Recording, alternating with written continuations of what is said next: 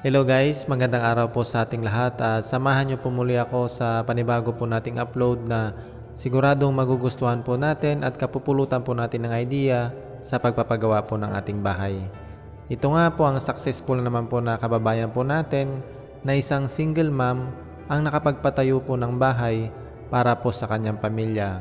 Ito nga po ang fruit of labor ni Ma'am Annalyn Tababa from San Juan, Cordon, Isabela at nagtatrabaho po bilang isang domestic helper sa Malaysia.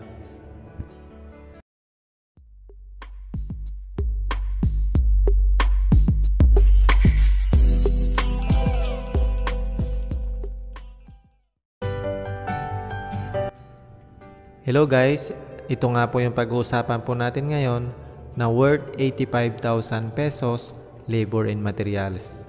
Ipapakita po natin lahat ng mga resibo na kanilang naipon, mga materialis na kanilang ginamit, mga presyo para po sa transparency ng lahat. Para po malaman natin at masasabi po natin na dito po sa ating channel wala pong hula-hula. Lahat po yan ay makatotohanan. Lahat po ng mga details dito is nanggaling po sa may-ari.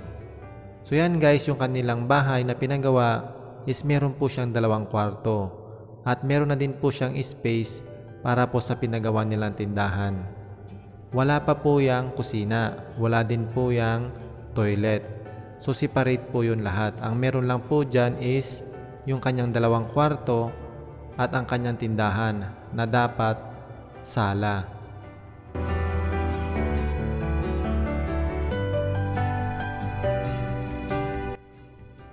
Nakakatawa nga pong isipin at nakaka-proud na meron na naman po tayong kababayang nagsumikap at nakapagpundar po ng sariling bahay para po sa kanyang pamilya.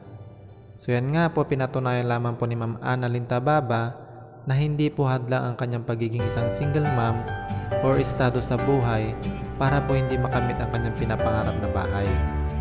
So yan nga po, si Ma'am is nagtatrabaho po bilang isang domestic helper or kasambahay sa Malaysia. Sabi nga po niya hindi po kalakihan yung kanyang sweldo, pero naging inspirasyon niya po yung kanyang anak para may pagpatuloy at para makamit po yung kanyang mga pinapangarap. So yung bahay po pala nila guys is matatagpuan po sa San Juan, Cordon, Isabela. At ang sukat po niyan is 4 by 5 meters or katumbas po ng 20 square meters. Meron nga po yung 2 kwarto at tindahan.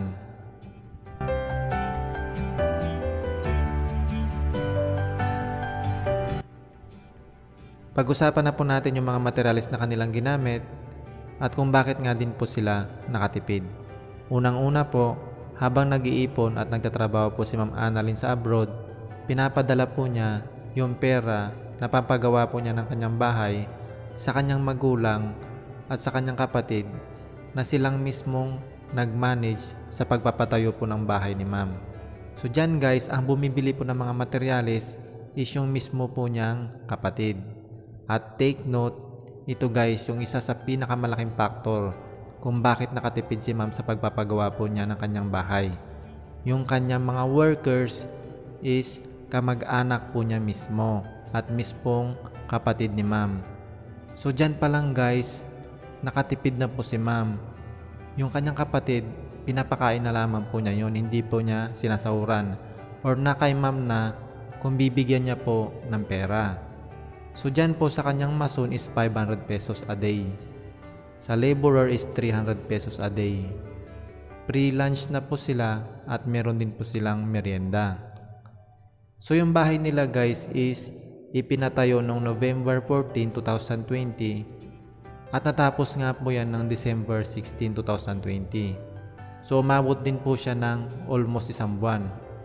Sabi nga ni Ma'am, kaya umabot po siya ng 1 buwan is dahil nga po tag-ulan sa mga buwan na yan. At kung tuloy-tuloy nga po yan, 2 to 3 weeks po is tapos na po yung kanyang bahay.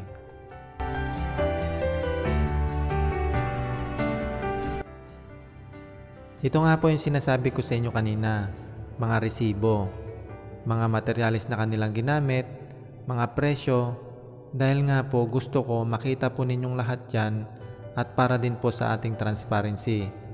At para malaman po natin na lahat po ng sinasabi ko dito sa inyo sa ating channel is makatotohanan. Lahat nga po yan is kinukuha ko po talaga sa may-ari para po maipresent sa inyo, para meron din po kayong idea. So dyan guys, unahin po natin sa hollow blocks. Ang nagamit po nilang hollow blocks dyan is 450 pieces. Size 4, 10 pesos yung bawat isa. Sa semento naman po is 37 bags. Kasama na po dyan yung sa pagpapalitada ng labas at loob. Ang bawat isa nga po nun is 210 pesos. Sa mga steel bars naman pong nagamit is 9mm. 105 pesos po yung bawat isa. 10mm, 130 pesos.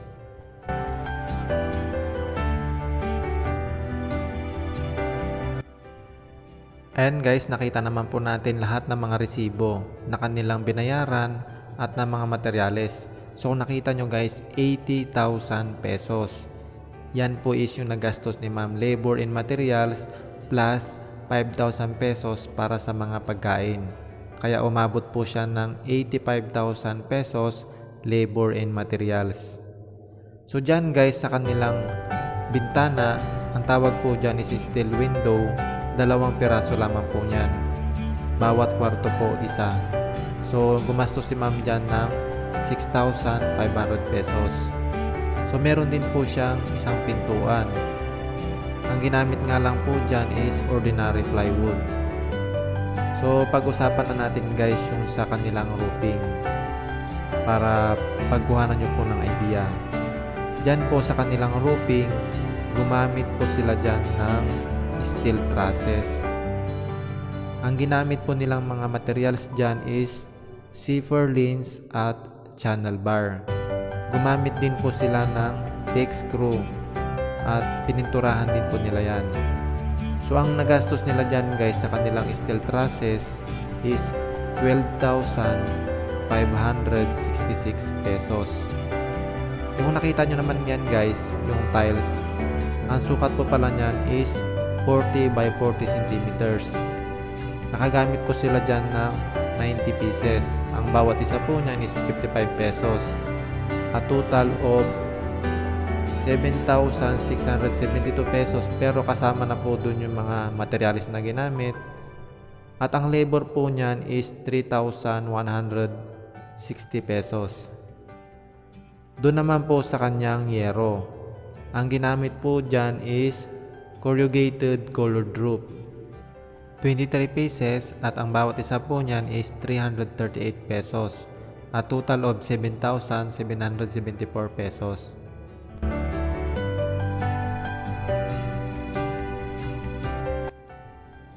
And guys, nakita naman po natin lahat. Mga resibo, mga presyo po ng mga materyales, lahat po yan. Nilagay ko po dyan at kinuha ko po yan sa may-ari para po sa transparency ng lahat. Nasa inyo na po yan kung ayaw nyo pong maniwala. Yan po is base lamang po yan sa may-ari. At nakita nyo nga po, lahat po ng resibo, legit na legit po yan. Wala po siyang dinagdag at wala pong kulang yan. So yan guys, kung sa tingin nyo po is nakatulong po yung ating video, wag po din natin kalimutang mag-subscribe, mag-like, mag-comment, at mag-share. So dito na nga po magtatapos yung video natin. Sana po is nakakuha po kayo ng idea kung kayo man po ay magpapagawa ng bahay. Lalong-lalo na nga po sa mga kapwa ko pong OFW na walang sawang nangangarap na magkaroon din po ng bahay balang araw. So yan guys, kayang-kaya po natin yan. Sabi ko nga po sa inyo, wala po yan sa estado ng buhay para hindi po natin matupad yung ating pinapangarap na bahay. Determinasyon, tiwala sa sarili, at inspirasyon, yan lamang po ang susi para po matupad natin yung ating pangarap. At yun nga guys, dito na magtatapos yung video natin. Maraming salamat po sa lahat po ng mga nag-subscribe. Maraming salamat po sa lahat ng mga nanood. Ingat po tayong lahat and God bless all.